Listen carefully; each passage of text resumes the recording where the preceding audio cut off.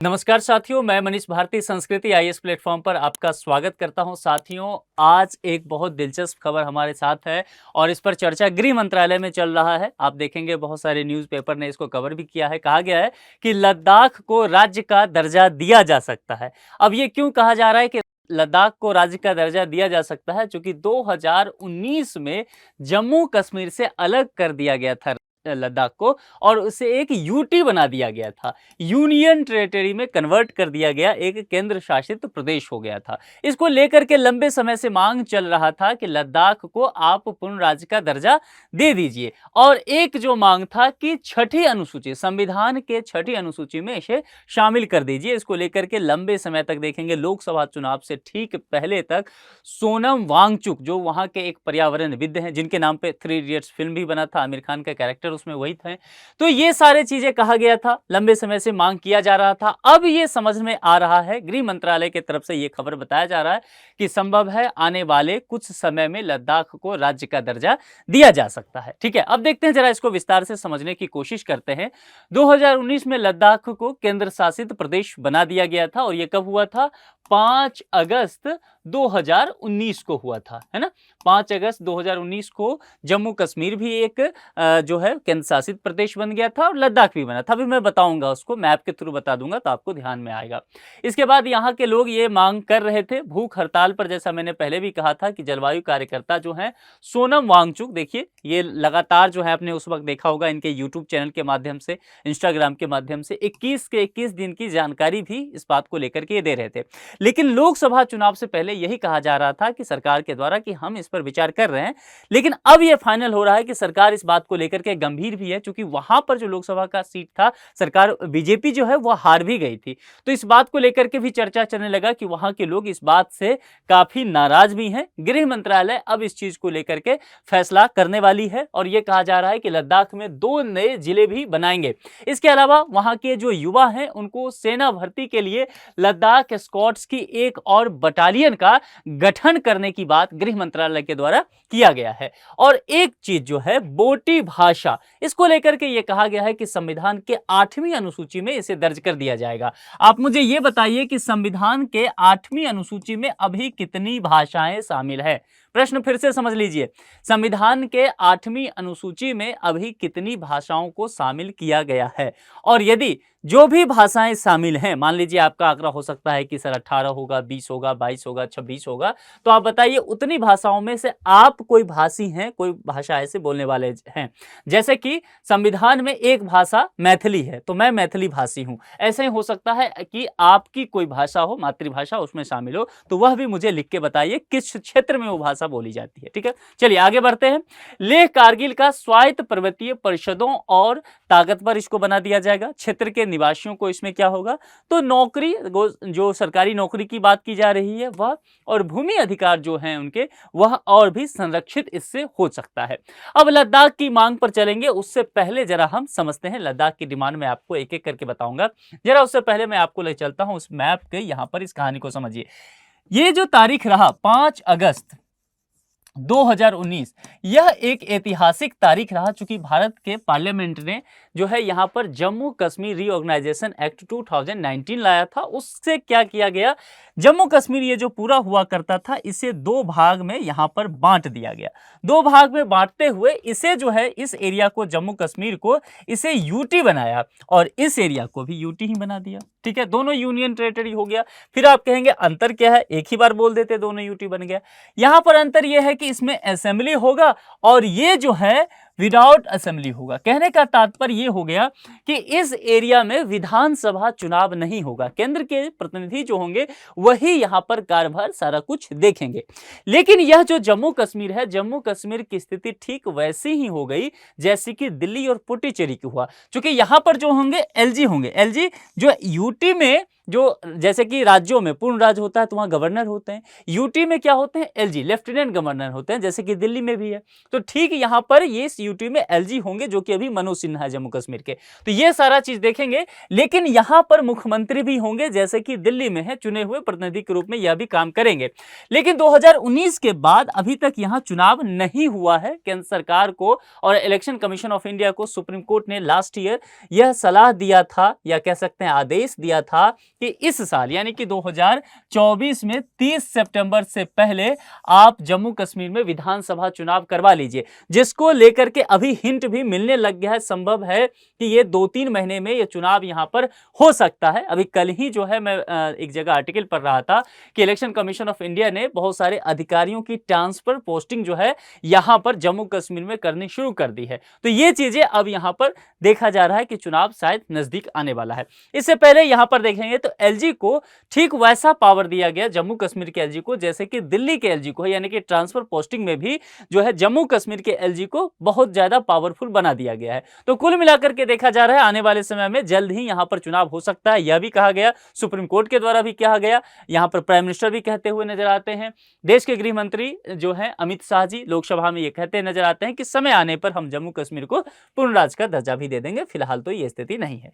तो कुल मिलाकर के यह जो है परिस्थिति यहां पर बदल जाता है। इतना मामला समझ में आ गया।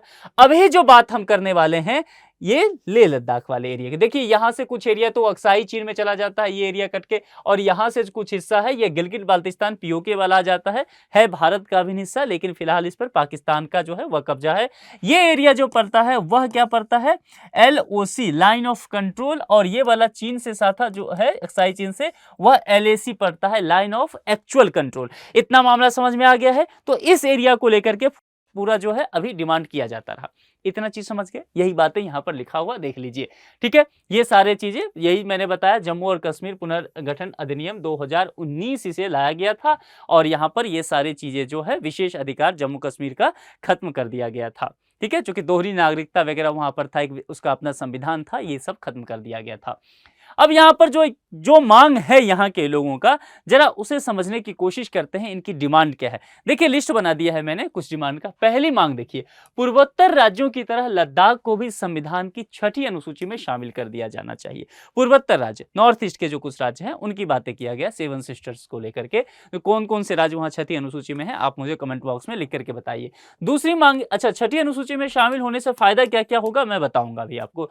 दूसरी मांग इनका क्या है, लद्दाख को पूर्ण राज्य व आदिवासी दर्जा मिलना चाहिए, जिसको लेकर के अभी बातें किया भी जा रहा है। तीसरी मांग क्या है, लेह और कारगिल जिलों के लिए अलग संसदीय सीट हो, अभी ऐसा नहीं है, तो यह कहा जा रहा है कि शायद आगे चल के केंद्र सरकार यह कर भी दे। चौथी मांग क्या है, पब्लिक सर्विस कमीशन को लद्दाख में कायम रखा जाए। मामला समझ में आ गया। जैसे कि आप उत्तर प्रदेश से होंगे, बिहार से होंगे, तो वहां अपना राज्य स्तरीय आयोग तो है ना, ठीक वैसे ही मांग यहां पर कहा जा रहा है, यानी कि जो सर्विस है केंद्र की, जैसे डेनिम सर्विस होता है तो उसके थ्रू यहां पर ना हो। पांचवी मांग क्या है, स्थानीय लोगों के लिए नौकरी में आप आरक्षण देने की बातें कीजिए। अब यहां पर ये सारी मांगे जो है कहा जा रहा है कि केंद्र सरकार के द्वारा अब मान लिया जा सकता है। संविधान की 6ठी अनुसूची को लेकर के जरा बात करते हैं कि क्या है इस अनुसूची का उद्देश्य, क्या है। सबसे पहले उद्देश्य को समझ लेंगे तो बाकी मामला जो है वह अपने आप ही पूरा हो जाएगा। देखिए जो ST है, शेड्यूल्ड ट्राइब है ना, इस आबादी को भूमि, रोजगार, सांस्कृतिक पहचान की बहुत अपनी इसके लिए बहुत इमोशनल होते हैं।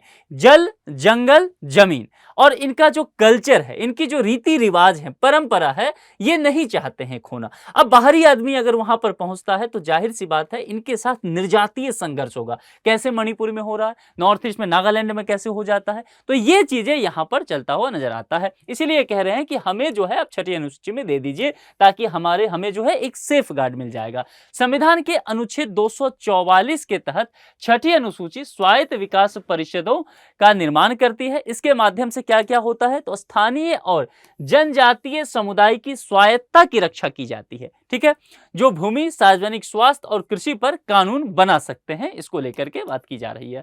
इस अनुसूची के तहत राज्यपाल के पास एक नया स्वायत्त जिला या क्षेत्र बनाने का क्षेत्रीय अधिकार क्षेत्र या किसी स्वायत्त जिले को स्वायत्त क्षेत्र के नाम को बदलने की शक्ति है। यानी कि कुल मिलाकर के गवर्नर को जो है ज्यादा पावर दिया गया। संविधान के ये जो देखेंगे अनुच्छेद 244 और उसके तहत जो छठी अनुसूची है वह बताता है राज्यपाल को कि वह ज्यादा पावरफुल है। अगर बिहार के राज्यपाल हैं उसके मुकाबले उन राज्यों के राज्यपाल ज्यादा ताकत पर हो जाएंगे कुछ मामलों में जो राज्य छठी अनुसूची के अंतर्गत आते हैं।